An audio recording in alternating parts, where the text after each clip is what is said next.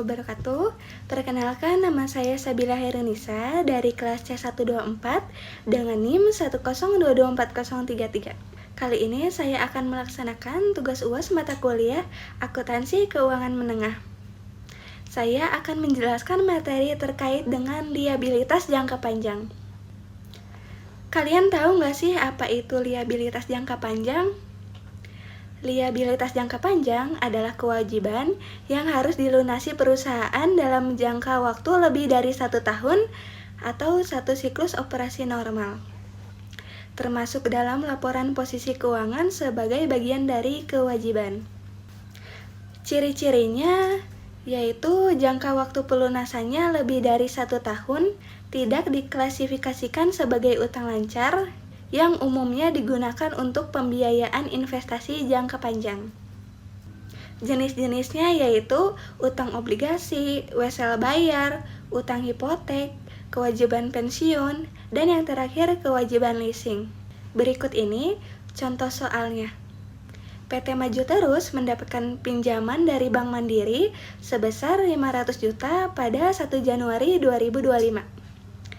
Dengan jangka waktu 5 tahun dan bunga 10% per tahun. Bunga dibayar setiap 31 Desember. Pertanyaannya yang pertama, buatlah jurnal pencatatan pada saat pinjaman diterima. Yang kedua, buatlah jurnal untuk pembayaran bunga di akhir tahun pertama. Jurnal umum yang dibuat pada 1 Januari. Perusahaan menerima uang tunai pada kas dari pinjaman. Artinya kas bertambah di debit. Dan perusahaan memiliki kewajiban membayar utang dalam jangka waktu 5 tahun. Utang jangka panjang bertambah di kredit. Maka jurnal yang muncul adalah kas pada utang jangka panjang sebesar 500 juta.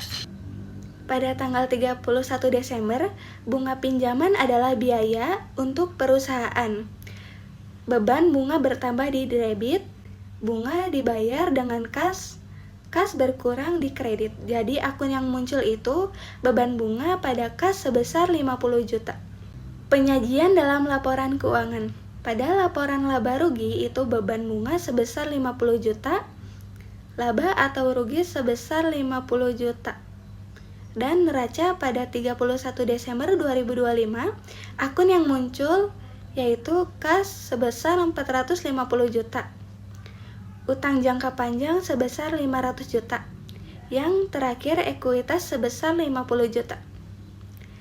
Catatan atas laporan keuangan itu ada utang jangka panjang, pinjaman 500 juta dari Bank Mandiri, jangka waktunya 5 tahun, bunganya 10%, dibayar setiap 31 Desember, diklasifikasikan sebagai liabilitas jangka panjang.